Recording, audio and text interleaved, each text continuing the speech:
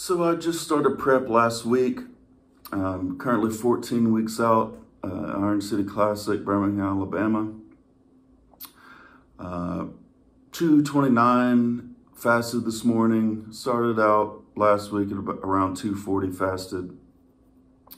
So the weight's been coming off, mostly water weight. That's going to happen at the beginning of a prep.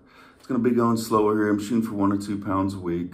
I'm using yohimbine HCl as a fat burn in the morning, 5 milligrams. I'll drink an energy drink, typically 200 milligrams caffeine, and that's it.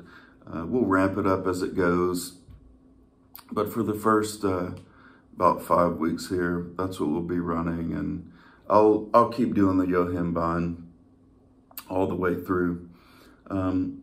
So recorded a back workout today, mostly row exercises.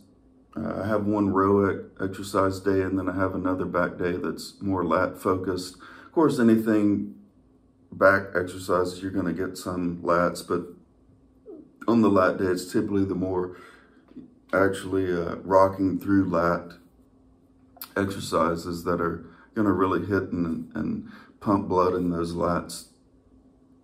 So today's was the thickness, more of the across the upper back, traps, rhomboids, teres type exercises. So you'll see that. I'll list the exercises in the description below. Also, wanted to mention I am coaching myself this time. I'm going to try some carb cycling.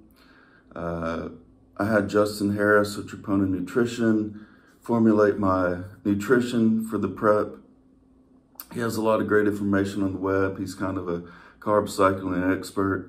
If you want to check out his stuff, check out Troponin Nutrition if you're interested in carb cycling. I have a high day that's 800 carbs. I do that on Monday before my leg day on Tuesday to really replenish those glycogen stores and hopefully get some energy back up for a few days going off of that. So my medium day is about 255 carbs. That's, let's see, that's going to be 4 days a week. I'm training 6 days a week currently.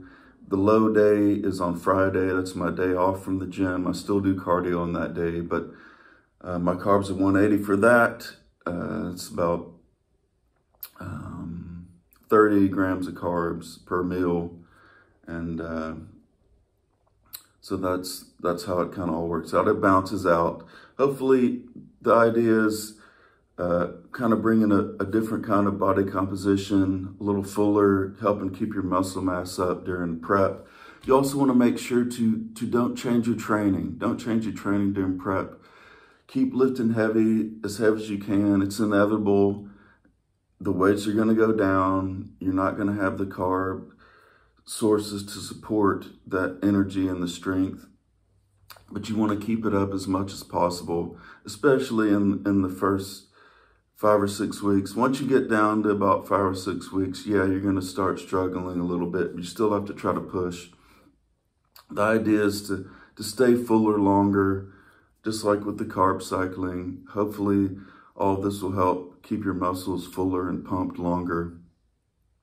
You don't want to get flat for too long during prep, because then there's no way to pull it back. At that point, you're losing muscle, you're not getting pumps. You don't want to cut the carbs too soon. So you have to really mind your flat, as Hani Rambod would say. So basically, that's all I have. Let's hit the workout and we'll see you later. Okay, first exercise here, reverse grip pull downs. Notice how I'm letting my arms go all the way up to the top, pulling it all the way down with my elbows behind my back to get that good contraction, full range of motion. I'm rocking up through my chest, feeling it rock through my lats. Got my head forward with my chin tucked there.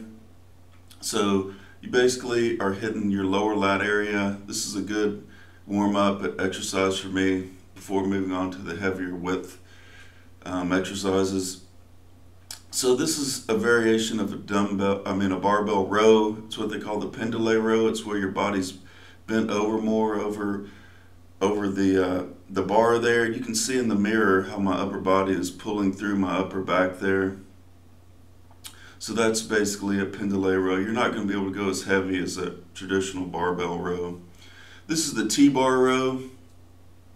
It's important to note on this, you want to be in a good athletic position, pulling your elbows again behind your back, pulling up through your lats. You don't want to be pulling just with your biceps and your shoulders, just pulling to get the weight up. You want to actually perform with good technique and pull it through. I decided to go ahead and do a drop set here. I just pull off a 45 plate, and I think I get 8 reps in here, so that's good for a drop set. Just a little intensifier to add to the workout. I am having some shoulder issues right now. Hopefully they'll clear up. It's been pretty brutal.